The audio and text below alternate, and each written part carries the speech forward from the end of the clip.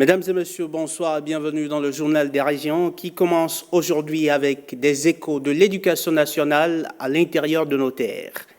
Distribution de kits de fournitures scolaires aux enfants et d'équipements d'installation à des jeunes filles en fin d'apprentissage d'un métier. L'organisation non gouvernementale Plan International Bénin a primé hier mercredi 4 septembre à Djakotomé ces jeunes gens. Cette opération vise à favoriser le maintien des enfants à l'école et l'autonomisation des femmes. Ghislain Poguet, Olviga Messon. 15 000 kits scolaires aux enfants scolarisés parrainés et 96 kits de coiffure, de couture, de boulangerie et de tissage aux filles ayant terminé l'apprentissage d'un métier. Ceci pour 6 communes dans le département du Koufo et 3 dans le Zou. Aujourd'hui, nous lançons ici à Djakotomé la distribution de kits de fournitures scolaires pour 14 963 enfants parrainés par Plan International dans les 6 communes du Koufo, en plus de 7 500 enfants non parrainés qui bénéficieront des fournitures scolaires à coût réduit dans les boutiques scolaires qui sont ouvertes cette année à l'ALO. Le montant pour les fournitures scolaires s'élève à près de 43 millions. Les équipements d'installation des jeunes filles en fin d'apprentissage ont coûté plus de 5 millions de francs CFA. Je voudrais nous exhorter, autant que nous sommes, à œuvrer de quelque manière que ce soit pour le respect des droits de l'enfant et multiplier nos stratégies d'intervention dans nos actions, et ceci pour l'intérêt supérieur des enfants. Le geste est perçu comme un accompagnement au programme quinquennal d'action du gouvernement du président Patrice Talon. Président Talon vous dit un grand merci parce que vous l'aidez à faire ce qu'il a prévu de réaliser sur le terrain. Ce que nous faisons aujourd'hui prend en compte plusieurs pans de son PAG. Les actions de Plan International Bénin sont allées également dans le sens de la prise en compte des déterminants sociaux de la santé, tels que pensés par le chef de l'État et son gouvernement et inscrits dans le programme d'action. La construction d'un module de latrine. La santé, c'est nous mettre à l'abri des maladies. Un bloc de latrine a été inauguré à l'école primaire publique de Sosouhoué, dans la commune de Djakotomé. Le centre des loisirs de Todo dans la commune de Boïcon a servi de cadre le week-end écoulé à une cérémonie en faveur de la promotion de l'excellence en milieu scolaire.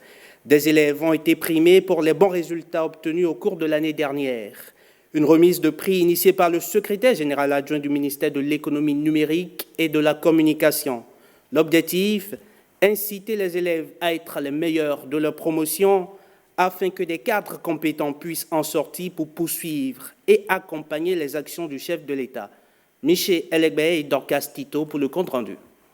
Est-ce que vous êtes les meilleurs, c'est vrai ou c'est faux? C'est vrai? Ils reçoivent des fournitures scolaires en récompense des bons résultats obtenus au cours de l'année scolaire 2018-2019. Les meilleurs élèves de l'arrondissement de Sodoromé dans la commune de Boïcon sont ainsi primés et encouragés pour leurs efforts. Vous êtes l'étendard, vous êtes une image, une icône que vos camarades doivent suivre désormais.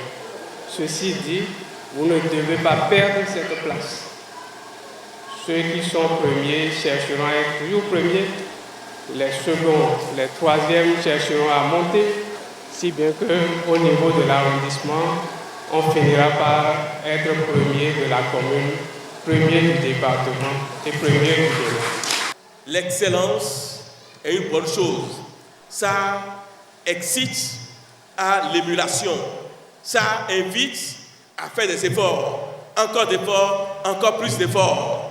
Alors, mes chers enfants, je souhaite vivement que vous soyez excellents, mais que vous vous dites que l'excellence n'est pas un but qu'on atteint. Dès que vous atteignez l'excellence, vous devez encore viser loin. Une ambition partagée par le parrain et initiateur de cet événement, Séraphin Loussin, secrétaire général adjoint du ministère de l'économie numérique et de la communication. C'est le président de la République du Bénin, Patrice Talon, qui est le symbole de l'excellence. Et d'ailleurs, c'est sur lui que je vais surtout développer, non pas parce que si je suis en train d'œuvrer pour qu'il y ait l'excellence à Sodoromé, c'est que je parvienne à créer cette pépinière de personnes dont il a besoin, parce qu'il a besoin d'excellence, il a besoin des hommes bien formés pour l'accompagner dans le développement de cette nation qu'il est en train de pousser doucement au rang des grandes nations de ce pays. Cette journée d'excellence a aussi été l'occasion de lancer officiellement les activités du mouvement Tochenagno, un mouvement qui a pour principal objectif d'impacter positivement le développement de l'arrondissement de Sodoromé. Ouverture ce mardi à Boycon d'un atelier de formation des organisations de la société civile sur la corruption. L'initiative émane de l'ONG Alcrer en collaboration avec le REPASOC, entendez programme de renforcement et participation de la société civile, qui est un programme de l'Union européenne. L'objectif, outiller davantage, et ce, durant 3 jours, les participants sur la détection et la dénonciation des actes disais-je, de corruption. On retrouve Michel Egbe et Dorcas Tito. Cette thématique occupe les devants de la scène de manière constante depuis plusieurs années. Mieux connaître la corruption pour mieux la combattre, c'est le thème autour duquel les acteurs des organisations de la société civile sont réunis en atelier de formation. Si la nécessité de la combattre est un impératif désormais communément admis, eh bien, la meilleure façon de s'y prendre fait encore l'objet d'un grand débat au sein donc des communautés scientifiques, des institutions internationales comme des États. Nous avons trouvé au niveau du projet qu'il faut également renforcer les capacités pour que les organisations de la société civile puissent savoir de quoi on parle. Parce que généralement, on parle de la corruption, on en parle de façon vague, de façon générale, mais quelles sont les infractions? Comment peut-on les reconnaître? C'est de ça que nous allons parler tout au long de cet atelier et nous espérons qu'au sortir de cet atelier, chacun sera aguerri pour reconnaître facilement la corruption et se donner les moyens donc de les dénoncer aux autorités compétentes. Les manifestations de la corruption, l'histoire des grands scandales financiers, le cadre juridique de lutte contre la corruption sont entre autres communications. Le projet nous donne l'occasion de renforcer notre connaissance du phénomène, bien sûr de la corruption et dans le mécanisme qu'on peut sanctionner pour mieux détecter, documenter, dénoncer les malversations financières. Au terme de cette formation, un manuel sera édité sur les techniques de détection et de dénonciation des cas de corruption au Bénin. Et puis, le complexe scolaire de l'Issazoumé Centre dans la commune d'Agban-Izon a servi de cadre le week-end dernier à la tenue du congrès constitutif de l'association de développement de la localité. Il a été essentiellement question d'élire et de porter sur les fonds baptismaux le bureau exécutif de la dite association. Des assises qui ont connu la présence du maire, j'allais dire, de la commune d'Agban-Izon, ainsi que des têtes couronnées. Une nouvelle page s'ouvre dans l'histoire de l'arrondissement de l'Issazoumé dans la commune d'Agban-Izon.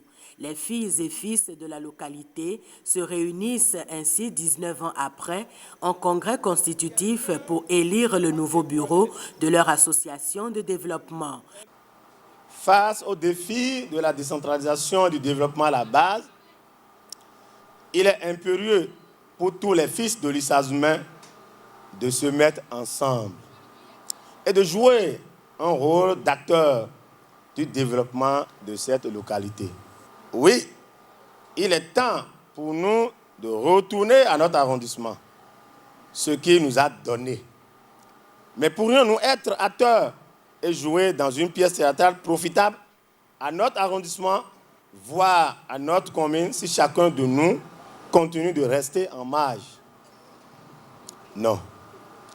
Il nous faut prendre un nouvel envol pour la renaissance de notre association. Une renaissance qui passe par l'union des filles et fils de l'Issazoumé. Au cours de ce congrès, ressuscitera notre association de développement tant attendue. Elle travaillera en commun accord avec les élus politiques de l'arrondissement Je souhaite que sa mise en place soit mêlée d'aucune main politique. La scolarisation des enfants, l'amélioration des soins de santé sont entre autres défis à relever par le nouveau bureau de 15 membres avec à sa tête Parfait Agbado. Le personnel de l'Agence territoriale pour le développement agricole pôle 4 du ministère de l'Agriculture, de l'élevage et de la pêche est depuis ce mardi en atelier de formation à Boïcon. Il renforce en effet leurs capacités sur les fonctions avancées du logiciel SL. Une formation initiée par l'ATDA 4 avec l'appui technique et financier de l'ONG américaine TechnoSave Bénin. Ils sont formés entre autres sur la bonne mise en forme des documents, la réalisation des graphiques et des microcommandes. Les chefs cellules communales et les membres de la cellule de suivi-évaluation ajoutent ainsi à leurs connaissances antérieures de nouvelles notions sur le logiciel Excel avancé selon la norme ICDL. Nous savons que les outils bureautiques Word, Excel et tout ça là sont les plus utilisés dans nos administrations au sein des organisations. Alors TechnoSave va lancer un appel d'offres et nous avons gagné et nous sommes là pour former et renforcer les capacités sanctionnées comme je l'ai dit par une certification ICDL du personnel de l'ATDA 4. Cette formation est donc capitale parce que permettant d'accroître les performances des agents sur le terrain. Ayant constaté le niveau actuel de nos agents, que ce soit sur le terrain ou au niveau de la direction générale, par rapport à la manipulation et l'utilisation de ces données, nous nous sommes rendus compte qu'il fallait faire quelque chose. Et pour y arriver, nous avons sollicité l'appui d'un partenaire technique et financier, en l'occurrence l'ONG américaine TechnoSave, qui a bien voulu nous accompagner. Après avoir équipé l'ensemble du personnel technique de l'Agence territoriale de développement de pôle 4 et en matériel informatique, notamment les smartphones et autres logiciels de formation des producteurs, dans le cadre du suivi et de la mise en place du dispositif de suivi, il est prévu de renforcer leurs capacités dans l'utilisation d'un certain nombre de fonctions, dont les fonctions avancées de Excel qui leur permettent de collecter, d'analyser et de fournir les données en temps réel dans un délai rapide qui puisse permettre des prises de décision sur des bases beaucoup plus contextuelles.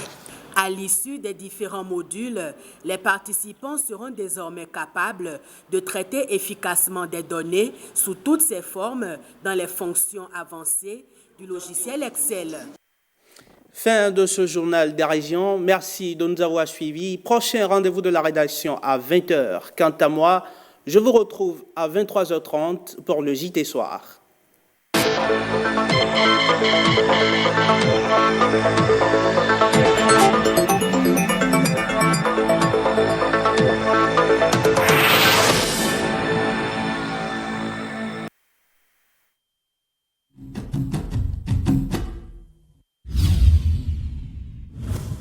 Surtout l'organe régulateur du fonctionnement des institutions au Bénin. La haute juridiction, après plusieurs décennies d'existence, reste un véritable rempart contre les dérives totalitaristes de toutes sortes dans notre pays. Par rapport à la nature des décisions que rend la Cour constitutionnelle, par rapport aux enjeux, ce sont des décisions, pour certaines, qui intéressent le fonctionnement de l'État. Ce pourquoi tous les citoyens tendent leur regard vers la Cour.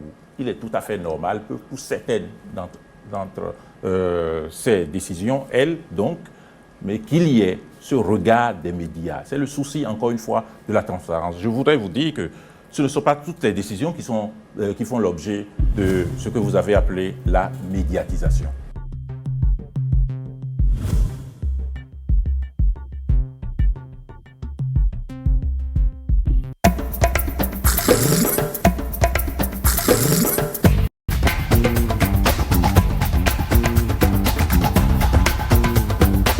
L'UEMOA, vous connaissez sans doute. Mais à quoi sert-elle vraiment ?